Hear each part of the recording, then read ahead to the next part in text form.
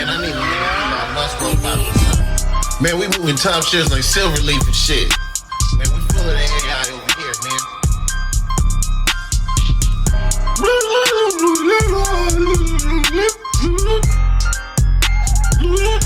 Kind of link, twist. Voila! It's your bro John Mack, aka Doc Mindbender, back in that ass like a thong on a fat bitch on a Thursday afternoon, doing it real smooth for all you players and playettes out there. However, let's commence with the story, because boy do I got a doozy for y'all today. So let's jump right in. You know, lately I've been watching Reggie Wright Jr. do everything he can in his possible power. Everything from create the narrative to helping steer the narrative in the direction in which he would love for it to be in. Cooperating with Greg Kading and so many other crooked police officers and law enforcement. You know, for years I looked at this case up and down and down and up, and there were several facts that I never either paid attention to or known. The first thing is that I thought at the Peterson Hotel that night, I thought there was two vehicles, you know, the one that Puff was riding in and the one that Big was riding in. And then later on, as years went by, I come to find out there was actually three vehicles. Well, in the third vehicle, what I didn't realize was not only was that Big and Puff security, not only did I realize that they were bonded security, but that they were off-duty police officers. Doesn't that change the demographic just a little? So you mean to tell me that we've never heard Paul Alford or Reggie Blaylock say that they saw Wardell Poochie Faust kill Big?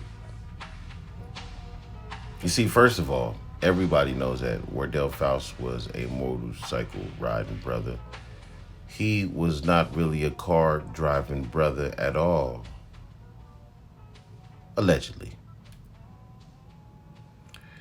But the fact that nobody else at all could corroborate a story that only Greg Kading knew, who didn't even jump on the case till 10 years after the case, that's fugazi. That's pure, absolute bullshit. And when you search the internet for the names Reggie Blaylock and Paul Alford, other than lawsuits that I noticed about Paul Alford, there's no pictures of him at all. And when it comes to Reggie Blaylock, I'm not sure if it's the same guy, but there's this one bald dude with a lot of teeth in his head. May or may not be him, but there's very limited information on these gentlemen. Very limited. And Puff lies a lot. Now, I'm not here to get Puff in no trouble. Reggie Wright has already done enough of that. And allegedly, they're looking beyond Keefy D. They're looking to encapsulate Puff. We all can see that. But that's because Puff was fucking guilty. Puff is guilty of being a coward and not saying nothing when he knew what was going to happen to Big happened to Big. Do I believe that Puffy tried to have his mans set up and wet up? Probably not. Is there a possibility that it could have happened? Most definitely. Do I think that Eugene knew what was going to happen to Big? Yep. He said it. He quoted Puff saying, I don't care if Pac got to die. I don't care if Big got to die. I don't care if Suge Knight got to go to prison. We got to fix this shit. You know, that type of shit like that. Now, Eugene Deal said he looked at Puff and his man was there, and they looked at each other and it was like, Big? Why you say Big name? That's obvious because Puff knew what was going to happen to Big. He just didn't really want to have nothing to do with it. Think about it. Let's talk about the story for a second. So the Peterson ends. This is allegedly after Puffy begged Big to come to this vibe party in Los Angeles, thrown by who of all people? Yeah, Tupac's fiance, Kidada Jones. First clue, this wasn't the place to be at. Second thing, Eugene Deal reports Big and Puff getting into an argument that afternoon before the night of the Peterson, where, you know, Big was trying to build a house for his mom, and so not really knowing the business or being too wise and smart, Big sold all of his publishing to Puffy. Puff then saw that Biggie was recording with Junior Mafia in the studio, and Puff wanted his writer credit on there because he owned Big's publishing and likeness. Except for Big was putting the writing credit in Lil Kim's name and Lil C's name, so forth and so on. Keep Puff out his wallet. But legally, Puff had every reason to say something. Ethically, Puffy's a fucking maggot for taking that young man's publishing and having him in a slave deal like that. I kid you not, during the Death Row East era, 6-7 months before Big was killed, Suge and Pac was in New York, and they had flyers and banners and, picket signs that said Death Row East and shit. I'll never forget when Suge said this. They looked at Pac, the interview, and said, so what do you think about all this stuff with Big and blah, blah? And Pac said, the stuff going on with Big ain't even that big. I might even overreact a little bit.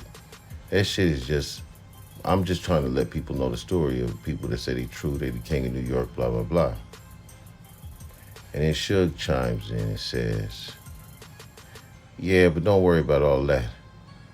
Biggie will be signed to Death Row East. Now, I don't know how serious that was or wasn't. I don't know what Suge meant by that. I don't know what Pac meant by that. But, you can check the timeline within all of my Eugene Deal versus Reggie Rome Jr. series, and you'll notice that I have a Biggie clip in there where he's just singing over all the Death Row beats, all the Dr. Dre beats, anything from Death Row. And he shouts Death Row out on it. Death Row, blah, blah. And if you listen to the mixtape, you'll hear that. I'm not absolutely sure when Biggie recorded that, but did he record that prior to Pac's death or after? Now, however, I was watching Choke No Joke, and I didn't actually see this for myself. I only heard this from Choke No Joke. It was Biggie's last interview with Joe Clear on Rap City. And allegedly, Joe Clear says, so, what about all that hit him up and all the stuff Pac was doing? Are you worried about him trying to get with Faith and this and that and blah, blah? And Big allegedly says something like, well, if he was doing that before, he won't be doing that no more. Now, that's inconsistent with he'll be signed to Death Row soon. Or that's inconsistent with Biggie feeling comfortable enough to come to the West Coast, not just because of no affiliation with Southsiders. That sounds fucking stupid and dumb, and I guarantee you everybody and their mama, including his own instinct, warned him about going to Los Angeles 6 months after the death of Tupac Amaru Shakur. That doesn't even sound good, cool, or cute. I remember I seen this one commentary, I forget the brother's name, But he was speaking on the last night at the Peterson and talking about how everybody was ice grilling Big and shit like this because he was sitting up there with his staff, looking like a king while they were playing his music over and over again, not realizing that he had a broke leg, and so he couldn't really move around that much. But that it seemed very taunting in nature. And he said if he could have had a second chance, he would have won Big. Well, you know what? That's the same thing that Eugene Deal said. It's the same thing that Eugene Deal said. So now let me get into Eugene Deal's weirdo ass. So Eugene Deal says he went through a whole day hanging out with Big. Puff said some malicious shit about Big having to die, Pac died, all this other shit, right? At the end of the night, Eugene Deal says that Puff looks at him and says, Gene, you ride with me. And he said, well, what about Big then? They ain't even, I got to make sure they say. He said, if you don't jump in the car with me, you'll never work for Bad Boy Security ever again in your life. Now, knowing what we know now, Gene Deal was definitely watching Death Row from the other side, just like Hackey and them had to do with Death Row. He had to do the same thing at Bad Boy. Period. He said, I got to ride with Big, and Puff said, you'll never work for Bad Boy again. So Gene Deal says that he listened to Puffy's orders and jumped in the back seat all scrunched up with 3 other niggas.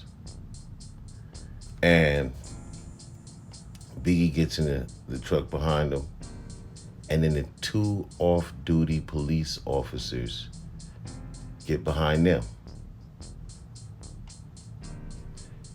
Somehow the Impala was still able to sneak up on Big's side, unload 4 shots into Big, and the 2 police officers behind Big didn't give chase. Or better yet, Puffy said when he crossed the street, he heard shots rang out. And he said somebody, he didn't name them specifically, but there's only 5 people in the car with Puff. He said somebody said they just shot Big. Now, at that major intersection over there near Olympic, you talking about the Peterson, when you get anywhere in traffic after a party or anything goes downtown LA, getting across the street could take 15 minutes and back, another 15 minutes to get back across the street, just across the street. So you were able to hear gunshots, all those loud ass people outside. Big's GMC looked like it had Lambo doors on it. All the doors were open and everybody in the truck was gone, nowhere to be seen. They took off and ran somewhere. Puff then says he comes back, starts asking Big questions, but he's not responding. And they just trying to get him to the hospital. So they just jump in the truck with him and go straight to the hospital. Now, might I add you, the hospital is 2 minutes away from the Peterson. 2 minutes. But outside, there was a slew of law enforcement, the fire chief, the fire department, and museum security all over that premises, including tons of civilians whom could have directed Big to the hospital with ease. The FBI report says that Big was shot at 12:45 and possibly died at 1:15, which is a 30-minute window. Let's not forget that these guys not only jumped in the truck with Big, but they drove him around the block the wrong way several times, in my opinion, hoping that he bled out and making sure he was dead. I mean, that's my humble opinion. But let's go one further. Let's keep going down this fucking rabbit hole, okay? I want to go down the motherfucking rabbit hole. So in the first car was Ken Story, Puff, Stevie J Snake Ass, Anthony Jones Jacob, and Eugene Deal. 5 motherfuckers in one truck. And we're not just talking about average size motherfuckers. We're talking about Gene Deal size niggas. And the second car was Gregory G. Money Young. We've never heard from this dude. Who the fuck is this guy? Big, D-Rock, Snake Ass, and Lil C's. And in the third vehicle, you had the two off-duty bonded security men, police officers, Reggie Blaylock and Paul Alford. You know, Reggie Wright friends and them. Okay? This the type of shit we dealing with. We've never heard from either one of these two pigs. We've never heard from D-Rock or G-Money or Kenster. Okay, D-Rock chimed in a little, but D-Rock, we know, was coerced into other shit, riding around with Puff and Stevie J all day. The night Big was killed. Nobody knows where they were at, or why they went with Puff in the first place. Yo, man, this case is strange in origins, but let's listen to what Puff. So as time progressed, the party had got too crowded, and the fire marshals had shut the party down. And my car was in front, Biggie was in the middle, and then another security vehicle was behind, which had the off-duty officers in. We left out of the driveway of the parking lot, and we made a right. And as we made the right, we were just driving, and the vehicles were one behind each other. And I was looking straight ahead, basically, and I just heard shots ring out. And when the shots rang out, I had immediately did the human reaction. I had just ducked down, and everybody in the car ducked down. And then our car was still, had like sped off, and then I heard somebody say Biggie's car had got shot at. And so, like, while my car was moving, I had just opened the door, and the driver, he stopped, and I had jumped out, and I had ran to the car, and I had immediately did that because I knew his leg was broke, so I know there's no way he could have made it out of the car. And then when I went there to the car, I opened up the door, and he was hunched over, and I was trying to talk to him and trying to move him over, and I was trying to tell somebody to call 911, but I was like, by the time they get here, I didn't know what was going on because he wasn't talking back to me, so I just told one of the drivers of security to just jump in the car, just take me to the nearest hospital, please. And we were rushing to the hospital. And there were other cars that were with us and other people that were just following us. And as we got there, everybody helped him out of the car. And I was just, as we were driving, I was talking to him, but I wasn't hearing anything. He wasn't saying anything. And I was just getting scared, because I was just like, I didn't know, like, I was like, why isn't he talking to me? And I was just getting scared, but I would just started praying over him and praying and just trying to tell him just to stay in there. And then when we got to the hospital, everybody had jumped out the cars and helped to pick him up and got him on the stretcher. And the surgeons, they had immediately rushed him back into the emergency room. And then everybody there just dropped to their knees and started praying because it just didn't look good. It didn't feel good. And that's what happened.